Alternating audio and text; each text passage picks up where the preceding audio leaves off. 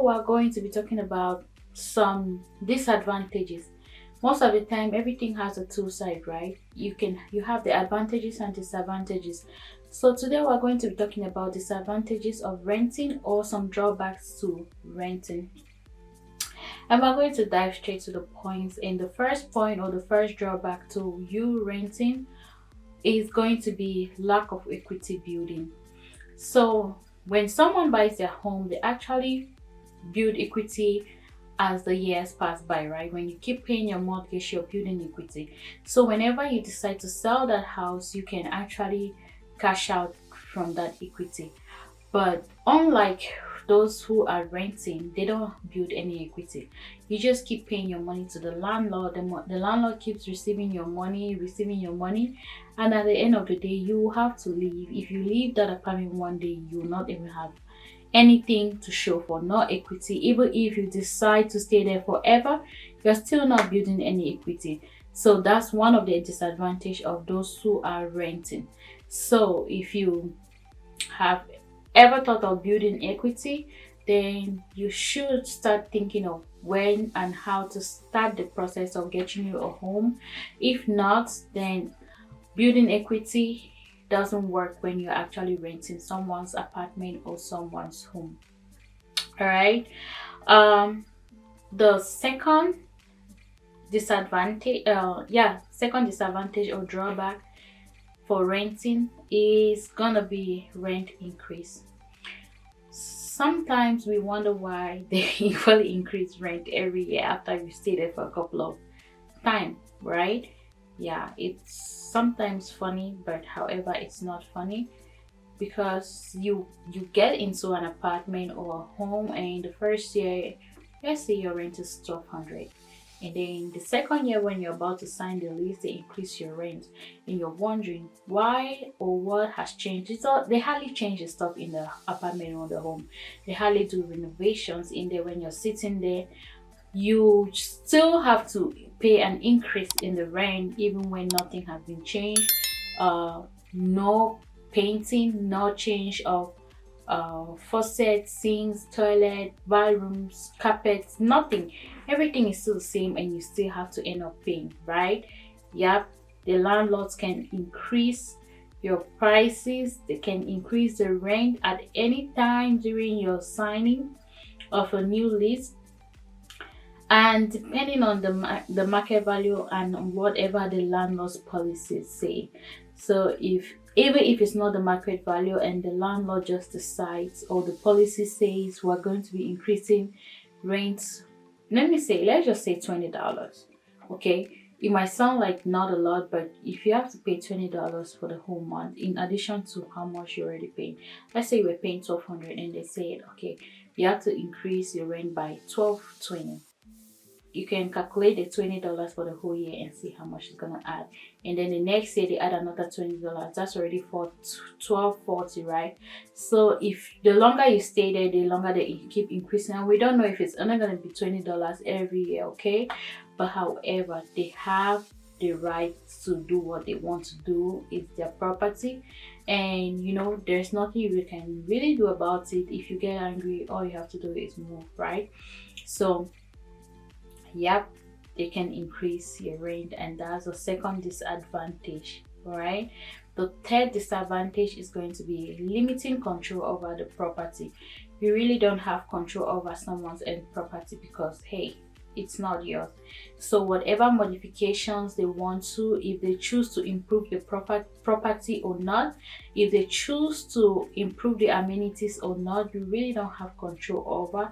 You can only enjoy the amenities that are being offered to you. You cannot do improvements, you cannot do renovations and anything. You can just move out after your lease if you're not okay with what they are already offering, but there's no way you can actually change that, okay? So there's nothing you really can do about it because you don't have the power to once you're renting. And if you choose to do any renovations in your house or improve it in your apartment, you have to seek for the permission of the management taking care of that property or the landlord indirect if it's a home. So you have to go through the hustle, and it's not guaranteed that they're actually going to say yes to your request. So like I said, that's a disadvantage to those who are renting out there. The fourth disadvantage or drawbacks is going to be a lease restriction. So this basically just tells you that the landlord can choose to renew your lease or not. So let's say you stayed in an apartment for the past 12 months and you decide, I want to renew my lease. But however, might be the landlord has decided to sell that place to somebody else, or they have decided to change it from being an apartment to do something else, okay? Or something comes up, or they just refuse not to renew your lease, right? There's nothing you want to do. You have to be forced to move out. Maybe the new management comes and they have their own rules that doesn't suit you. You have to leave one way or the other. But right, you can have a rental agreement that comes with terms and conditions that you really don't want to worry or deal with it.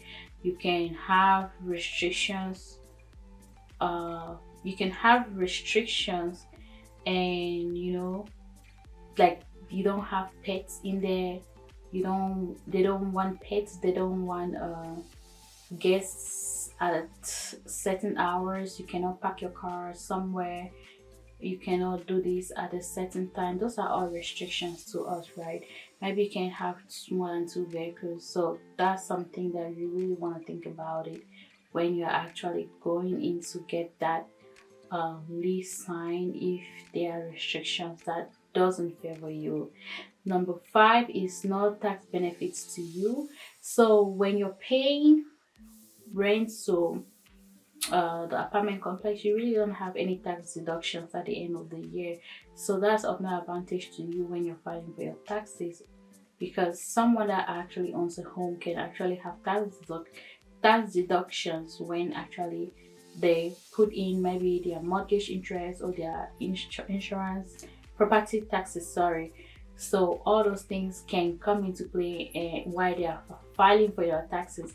But if you're actually just paying rent, you don't have that option. Number 6 is going to be stability and security. So renters may face uncertainty in lease renewals, right? You never know if you're going to be having to continue staying in that apartment for as long as you want, because they may choose not to renew your lease, right? So it's quite uncertain, and you're, like I said, you have no assurance that you're going to stay there for. Maybe you decided, well, I really love to stay in this building for maybe 5 years, 6 years, number of years. But however, the landlord or the apartment manager have other options or other things they want to do, or they just choose not to renew your lease with you. Sometimes we get into a little bit of arguments, and maybe the management really don't want to deal with you anymore and they choose not to. So you'll be forced to leave whether you choose or not. Okay. And number 7 is going to be landlord dependency. So you always have to depend on your landlord at all times, especially if you have some maintenance issues. Maybe you're having a leaky roof, your bathroom is having a mess, you have to fix your faucet, maybe your let's say your stove doesn't work, any maintenance, any repairs. You have to always depend on the management or the landlord to come and get it done for you. And what besides you have a landlord that takes forever to show up.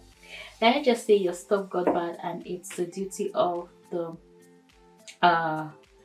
apartment complex to actually give you a new stove, okay?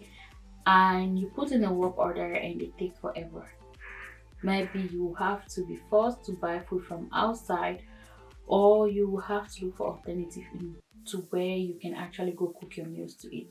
So you have to wait for them. So if they take a week, you have to buying food outside, or you, like I said, look for somewhere to be cooking for a whole week, and that is sometimes really strenuous on what you didn't actually budget for.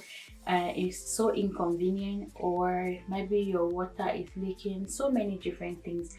But however, if you're renting, you should be prepared for this and ready for some of these things, because hey, you can have maintenance and repair issues and it takes forever to get back to you. Okay. um and the last point for this video is going to be privacy concerns. So always keep in mind that the landlord you might want to be moving out and they want to show this particular place you're already living in to someone else, or they might want to do repairs or inspections and all those things. They will actually give you a notice, right? But sometimes it's like some people don't like people walking into the places where they are living, even if you're notified and you're not there, right? They feel like, oh, it's invasion of their privacy. So know that it might happen to you. They might actually come in when you're not there, because obviously most of the time people will actually have to leave for them to come do their inspections, them to come and do repairs and show stuff. So some people might feel like it's an invasion of their privacy. But however, this is gonna take us to the end of the part 1 video of these drawbacks to renters. And remember, my videos are only for educational purposes only. Please do your own research out there and ask questions to professionals in which you know they may give you the best answer. But however, if you haven't subscribed to my channel, please do subscribe, like, share, comments, and turn on your notification bell, so every time I upload a new video you'll be the first to be notified. But as always, please stay safe and healthy, hydrated, and if you have a way to stay indoors with all the sun out there, please do. But however, thank you and see you next time.